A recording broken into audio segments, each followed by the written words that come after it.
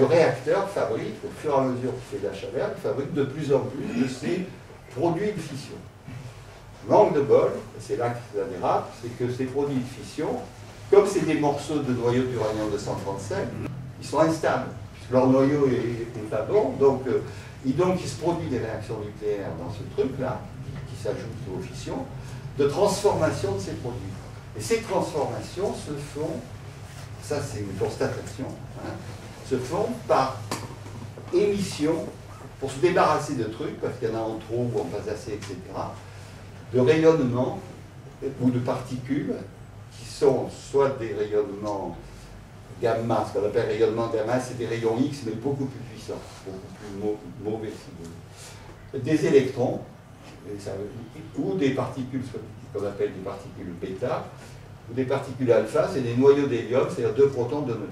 Et alors tout ça se forme au fur et à mesure qu'il y a la fission, votre réacteur fonctionne, produit sa chaleur, machin, et il produit de plus en plus de ces produits qui sont extrêmement dangereux, puisqu'ils sont radioactifs et ils émettent ces rayonnements. Mais ils sont dans les crayons. Donc, je dirais, à la limite, ça va, quoi. Bon. Ils sont dans les crayons, et en plus, comme je vous l'ai dit, l'uranium-238 fabrique du plutonium qui lui aussi, il y a plusieurs réactions, a plusieurs isotopes, et ces isotopes sont eux aussi très radioactifs. Il y a le plutonium-239 qui est radioactif, il y a le plutonium qui est radioactif bêta, le plutonium-238 qui est radioactif alpha, etc. Et donc au bout d'un moment, c'est-à-dire mettons au bout d'un an, quand ça a bien fonctionné, on arrête le réacteur pour changer de combustible, parce que c'est vrai qu'il dure longtemps, mais au bout d'un an, il y en a une partie, on fait des renouvellements par tiers du réacteur, pour pas tout changer d'un coup. On pourrait les faire marcher un an, arrêter, machin.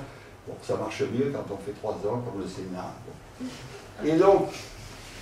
Et donc, ces combustibles, on amène des combustibles neufs, l'uranium enrichi, 3,5%, et on sort les combustibles, qu'on appelle des combustibles, qui sont des combustibles usés, mais le mot qu'on appelle irradiés, puisque justement, ils sont très radioactifs.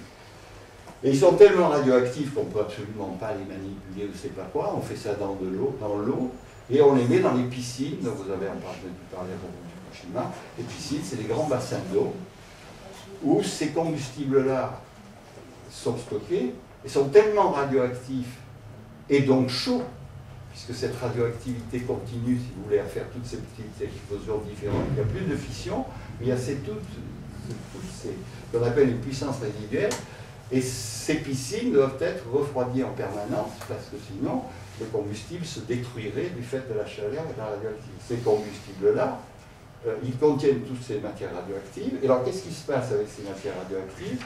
Certains corps redeviennent normaux en des millisecondes. Et chacun de ces produits radioactifs est caractérisé par la façon, le temps qu'il met pour se stabiliser. Et pour mesurer ça, on a ce qu'on appelle la demi-vie. Statistiquement, si vous avez un morceau de plutonium-239, là, qui est dans un combustible irradié, lui, sa demi-vie, c'est-à-dire le temps au bout duquel, le demi-vie c'est un mauvais mot, mais c'est celui qu'on utilise, c'est le temps au bout duquel la moitié est devenue stable. Pour le plutonium-238, qui est très très mauvais, très violent, puisqu'il émet des alphas, c'est 80 ans. Donc 80 ans, c'est la moitié. Et puis après, 80 ans, c'est l'autre moitié. Encore la moitié, etc. L'iode 131 dont on parle, parce que c'est un gaz, donc si vous voulez, en général, c'est lui qui se répand le plus facilement, c'est 8 jours. Le césium 137, c'est 30 ans. Il faut que ça reste refroidi dans les piscines, je veux dire plus d'1 an, quoi, pour commencer à dire qu'on peut éventuellement les transporter, les sortir, etc. Une fois qu'ils seront plus en piscine, on les stockera dans un autre endroit moins humide, parce que justement la chaleur aura réduit, la radioactivité aura réduit, mais ils restent dangereux. Et donc, un certain nombre de gens, dont, comme j'ai dit au début, les Allemands mais d'autres, considèrent que ce réacteur produit certes de la chaleur et de l'électricité, la peine, mais que dans les moyens qui consistent à produire de l'électricité, déjà le fait qu'ils produisent des déchets, parce que le charbon c'est des cendres inertes à la fin de la combustion. Vous avez des cendres, ça met dense, il faut les mettre quelque part, mais c'est pas dangereux. Là, le réacteur lui-même fabrique des corps qui, en fonctionnement normal, à la sortie, ils sont radioactifs, ils sont extrêmement dangereux et on ne sait pas quoi faire. Et donc, il dit c'est une raison pour arrêter, puisqu'on ne sait pas résoudre le problème des déchets radioactifs. Et que voilà, ils sont là et on se les passe, on va se les passer de génération en génération, sans avoir l'espoir qu'avaient probablement les scientifiques au début, c'est qu'on trouverait une solution. Bon, ben, on n'a toujours pas trouvé de solution, donc ils sont là. Donc l'une des raisons de sortir ou d'en finir avec le nucléaire, c'est de dire, même quand ça marche bien, il y a ce problème des déchets radioactifs qui fait qu'on n'a pas le droit comme ça, surtout si ça se répand dans tous les pays, puisqu'après tout, une façon de faire de l'électricité, ça doit être diffusable. Par exemple. Bon, alors, donc ça, c'est la première raison. C'est cette question des déchets radioactifs qui est effectivement non résolue et qui fait dire, bah, écoutez, cette technique est trop... Même si elle marche bien, elle produit ça, et ça, c'est pas acceptable. Alors, deuxième raison, l'accident grave. Est-ce que ces machines-là, j'ai dit parler que ça marchait, bon, ça marchait bien, tout va bien, mais est-ce que ces machines-là peuvent avoir des accidents et de quel type? Alors, l'accident, vous pouvez très bien, d'ailleurs, à l'époque où on a écrit le livre dans le 75, il n'y avait pas eu d'accident majeur. Il n'y avait pas eu Tchernobyl et Fukushima, il n'y avait pas eu non plus Tchernobyl. Donc, mais tous ces accidents sont décrits, mais décrits comme étant des possibilités. Et la réponse était, ben d'accord, c'est des possibilités, mais la probabilité que ça se passe est tellement faible qu'on peut considérer qu'elle est. Et ça, c'était vraiment la théorie, enfin, c'était vraiment affirmé qu'il n'y avait pas d'accident. Et d'ailleurs, on mettait les réacteurs un peu partout, parce qu'on aurait pu les mettre dans le trou des Halles. Alors, mais les accidents, c'est intéressant, quand vous lisez ces livres, ils sont parfaitement décrits. Ils disent, voilà ce qui peut se passer.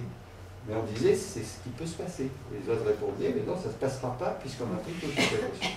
Alors, qu'est-ce qui peut se passer, et qui s'est passé? C'est le fait que vous avez ce réacteur donc, qui fonctionne, et puis pour une raison quelconque, qui peut être d'ailleurs la raison en fonctionnement normal, puisque j'ai dit que tous les ans, on les arrêtait pour changer le combustible.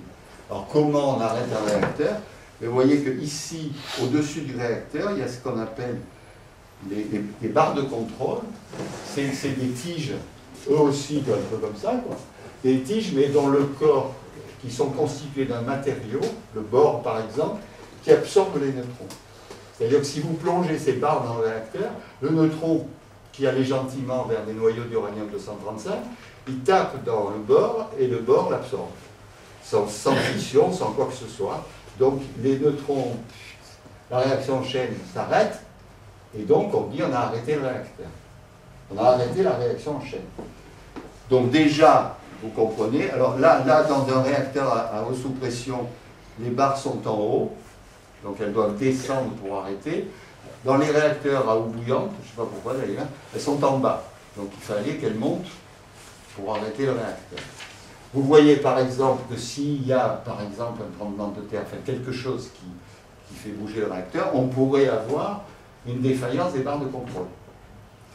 Et cette défaillance des barres de contrôle, alors là c'est la fin des haricots parce que la réaction en chaîne continuerait et à ce moment-là vous ne pouvez plus arrêter votre réacteur. Donc vous ne savez pas très bien, si vous n'arrivez pas à le piloter, vous pouvez avoir une montée de plus en plus de fission, donc de plus en plus de température, donc destruction du tout. Supposons que les barres de contrôle tombent. Donc on arrête le réacteur, très bien, mais puisqu'il y a dedans les produits de fission, ce que je vous ai dit pour les combustibles qu'on met en piscine est encore plus vrai dans le réacteur. C'est-à-dire, il reste ces barres, il reste ces combustibles qui sont très radioactifs et très chauds, température, même quand la réaction de fission est arrêtée. C'est ça le truc, c'est-à-dire qu'on arrête la réaction en chaîne, mais on n'arrête pas le réacteur. Et donc, je dois continuer à refroidir, parce que sinon, la température augmente à cause du fait que ces trucs sont radioactifs et chauds. Et je dois continuer à refroidir. Je vous ai dit qu'il fallait refroidir les piscines pendant des mois, pendant des années. Là, c'est pareil. Une fois que j'ai baissé les barres de contrôle, que j'ai arrêté à la réaction en chaîne, il faut que je continue à refroidir. Est-ce que je peux, dans toutes les circonstances, continuer à refroidir? Mais pour refroidir, il faut que j'ai de l'eau disponible, donc que les tuyauteries d'eau fonctionnent, et que j'ai des pompes pour les faire marcher. Alors, en fonctionnement normal, tout va bien, puisque les pompes ne sont plus alimentées par le réacteur, puisque je l'ai arrêté, mais elles sont alimentées par le réseau. Mais les réseaux, ça peut sauter. Ça peut sauter s'il y a une tempête, s'il y a une panne, si, bon, ça arrive que le réseau saute. Ça arrive pas tous les matins, mais ça arrive. Alors, si le réseau saute, donc, paf, mon truc ne marche plus. Mais, j'ai quand même, ils ne sont pas complètement fêlés, j'ai des systèmes de secours qui sont alimentés par des diesels. Donc le fait que le réseau saute n'est pas dramatique. Mais que se passe-t-il si les diesels ne marchent pas? Ce qui se passe assez souvent, plusieurs fois en France, les diesels n'ont pas démarré. Encore récemment à La Hague, il y avait des diesels qui n'ont pas démarré dans les piscines justement de La Hague. Mais supposons qu'ils marchent et qu'ils démarrent. Qu'est-ce qui peut les empêcher de marcher? Une inondation qui noie le système. Fukushima.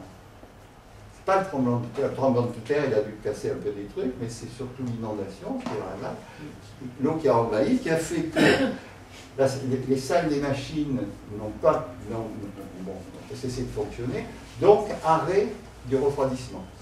C'est ça la panne, si vous voulez, la plus typique, on peut en imaginer d'autres. Arrêt de refroidissement. Alors comment il peut se produire? Soit parce que quelque chose casse là-dedans. Par exemple, la cuve, c'est de l'acier si vous voulez, mais il peut y avoir une rupture de l'acier d'une façon, malfaçon, etc. Donc à ce moment-là, l'eau fout le camp, vous êtes bien embêté pour refroidir votre réacteur. Soit une rupture du circuit primaire, même raison, l'eau fout le camp et à ce moment-là, vous avez un problème. Soit le fait que vous ne pouvez pas assurer le refroidissement, ce qui s'est passé à Fukushima, du fait de la tempête essentiellement, qui a noyé, il n'y avait plus d'électricité, donc plus rien ne marchait. À ce moment-là, vous avez destruction des gaines. Donc si la gaine pète, vous voyez bien que ces produits radioactifs, au moins ceux qui sont gazeux ou volatiles, donc la probabilité par année réacteur, c'était 1 sur 1 million pour un accident majeur. 1 sur 1 million, c'est pas beaucoup, même multiplié par 450 réacteurs pendant 30 ans, ça fait, on me disait, bon, il n'y aura pas d'accident. En fait, il y en a eu 4 réacteurs majeurs, 3 à Fukushima, 1 à Tchernobyl. Et donc ce qui s'est passé est 300 fois plus important que ce qu'on avait dit qu'il pouvait se passer. Bon, 300 c'est beaucoup. Et donc maintenant, en France, alors qu'on avait dit que l'accident grave n'était pas possible, maintenant on vous dit que l'accident grave est possible, même probable. Troisièmement, c'est le fait que je vous ai décrit des possibilités d'accident, mais vous pouvez en imaginer, d'ailleurs le coup d'après, le coup d'avant on ne l'a jamais imaginé, le coup d'après on aura un autre. Les circuits primaires, pareil, de rupture franche du circuit primaire. Tchernobyl, c'était une petite fuite, et déjà la petite fuite a donné le résultat qu'on connaît. Il peut y avoir un sabotage de la salle des machines qui fait que c'est même pas la peine de faire péter le rec. Si vous sabotez la salle des machines, vous ne pouvez rien faire, puisqu'il n'y a plus de circuit qui ne marche pas. Vous pouvez avoir une agression de caractère militaire, parce que ça suppose la paix absolue. Hein. Parce que c'est une guerre, évidemment, la première cible, c'est ce genre d'installation. Vous pouvez avoir un avion gros porteur chargé de kérosène qui volontairement va sur le réacteur pour... ça s'est passé hein, dans d'autres circonstances, mais le réacteur ne tient pas, puisque c'était considéré comme totalement improbable qu'un avion tombe. C'est vrai qu'un avion de ligne tombe sur un réacteur, la probabilité est très faible. Quand un avion de ligne qui fonce sur un réacteur, c'est possible. Donc ça ne tiendrait pas. Vous pouvez imaginer, zéro n'existe pas. Puisque le risque zéro n'existe pas, ça veut dire qu'on accepterait que de temps en temps, il y a un Fukushima. La possibilité a été démontrée 3 fois sur finalement 450 réacteurs, si vous voulez, c'est pas beaucoup en fait, au monde. Donc voilà. Donc deuxième raison, c'est donc l'accident grave, qu'on accepte ou non. Et en fait, si vous voulez, quand vous lisez les textes sur la sûreté nucléaire, personne ne dit plus qu'il ne peut pas se produire. Mais on vous dit maintenant, mais vous savez, on va tenir compte de l'accident de Fukushima pour améliorer. Moi, je pense que le coup d'après, il y a 2 possibilités. Soit la rupture de la cuve, et du circuit primaire, si jamais passé, soit un terrorisme informatique. Moi, je choisirais le second, parce que personnellement, on me demandait de faire ça, parce que vous pouvez le faire de n'importe où.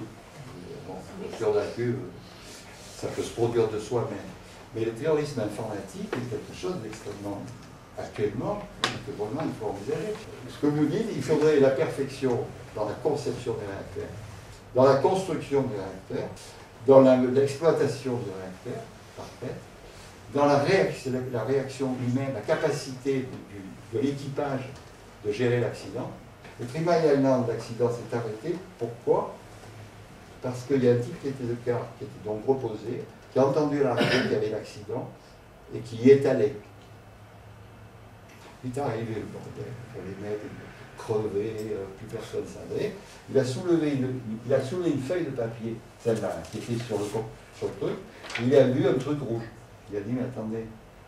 Et c'était une vanne qui était ouverte alors qu'elle aurait dû être fermée. Et personne, depuis des heures, ne s'était pas aperçu parce qu'il y avait une feuille de papier dessus. Troisième raison qui est un peu plus complexe, c'est le fait que dans les réacteurs, je vous ai dit, on produit du plutonium, et que ce plutonium est parfait pour faire des bombes.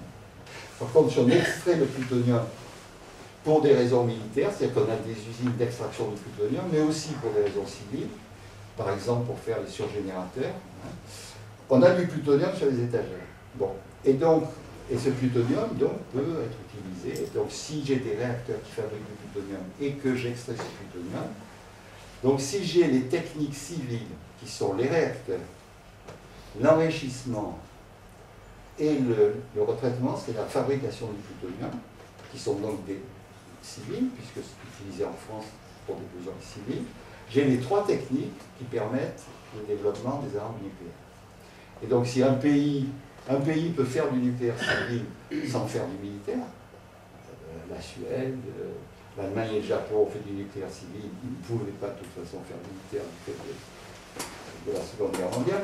Mais un pays qui dit je développe le nucléaire civil, mais donc je prends les techniques du nucléaire civil, je prends l'exemple de la France qui est quand même le top, il fabrique les matériaux, il peut fabriquer les matériaux, uranium-235 très enrichi et plutonium, qui lui permettent, quand il le décide, de faire la bombe.